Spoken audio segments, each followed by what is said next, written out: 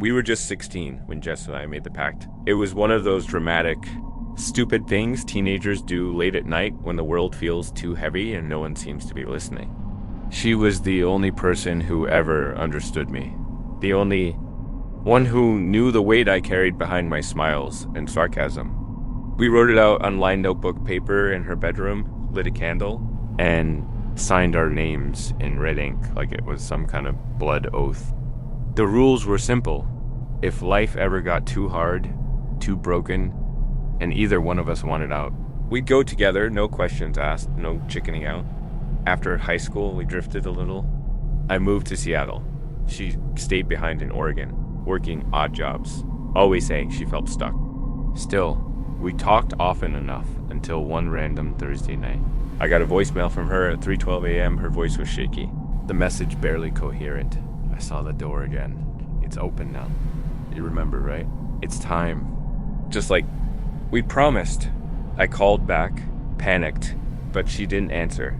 I drove down the next morning, 4 hours straight with my stomach twisted the whole way. Her trailer sat quiet at the edge of a dying pine forest, weeds crawling up the siding. The front door was wide open.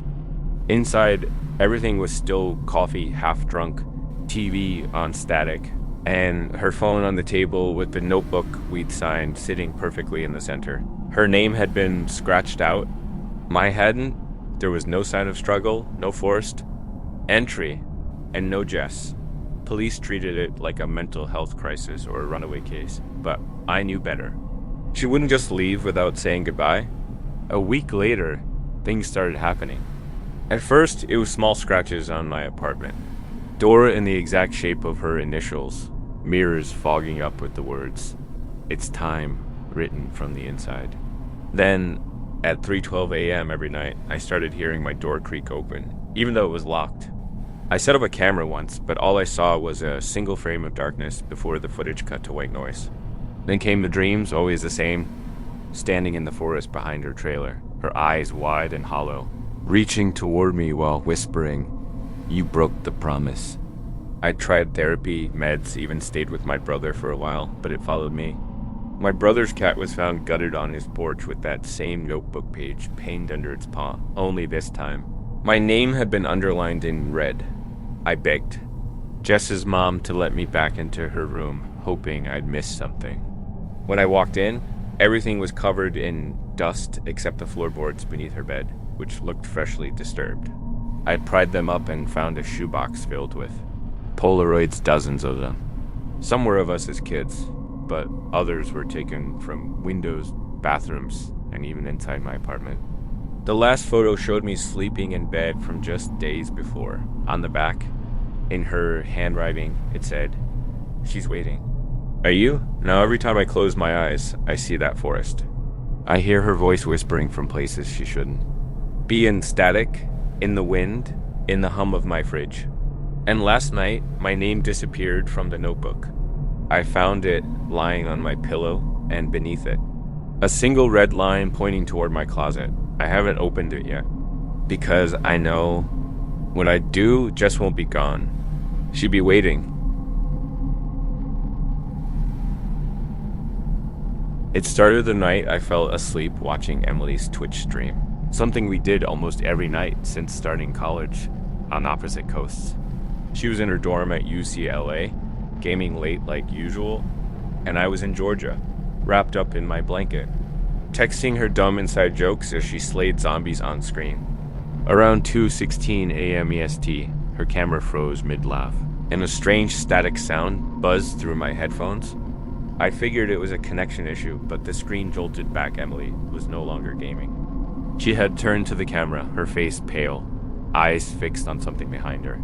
Then I saw her dorm door creak open slowly. At first, I thought it was her roommate, but Emily started whispering, "Who's there?" Loud enough for her mic to catch it. The chat exploded. Viewers typing, "Run," or "Get out." But Emily didn't move. She backed toward the wall, her hand shaking, and then we all heard it. A raspy male voice say, "You let me in." Suddenly, the lights in her room blew out with a loud pop, and the screen went black. The stream ended, and I sat there, frozen. Within minutes, people were uploading clips of it to Reddit, claiming it was a prank or ARG, but I knew better. Emily never staged anything like that. I tried calling her over and over, but the call never connected. The next morning, her dorm floor was on lockdown. Later, the university announced she had died from a sudden cardiac event, but that didn't explain the blood streaked across her walls, or why her door had been broken from the inside. Her roommate told police she never even came home that night. I couldn't eat or sleep for days. Then, 2 weeks after her death, I got a FaceTime call from her number. I nearly dropped my phone. I answered, expecting some awful hacker or glitch, but there she was, Emily, on the screen. Only her face was off, too smooth. Her eyes were open, but her pupils were fully dilated and she didn't blink. Her head tilted slightly, and her mouth didn't move when I heard her voice. "You weren't supposed to let me go." My blood ran cold. I ended the call instantly, but it rang again the next night, and again. Each time, the video grew darker until her face was almost unrecognizable, like clay melting in reverse. I blocked her number, but she started messaging me on Discord, sending old photos of us with timestamps that didn't make sense, some from places we'd never been, others dated in the future. Then I found an unmarked package on my porch with a flash drive inside. When I plugged it in, it auto-played a recording grainy security cam footage of my bedroom. From last night, I could see myself sleeping. At the bottom of the screen, in static-filled letters, was a message: "She's here. I have stopped leaving my apartment." My mirrors keep fogging up even when there's no heat, and sometimes I wake up with Emily's old childhood lullaby playing from my laptop speakers. Yesterday, my neighbor said they saw someone standing outside my door all night, just breathing loudly. When I checked my peephole this morning, there was a deep scratch on the other side of the door at eye level. I know it's coming. I think I was supposed to die with her that night. That's what "you weren't supposed to let me go" meant. I rewatched her last stream frame by frame, and at the exact second, her door opens. There's a flicker, just one frame, or her eyes are pitch black, and she smiles at the camera. Not scared, not surprised, just waiting.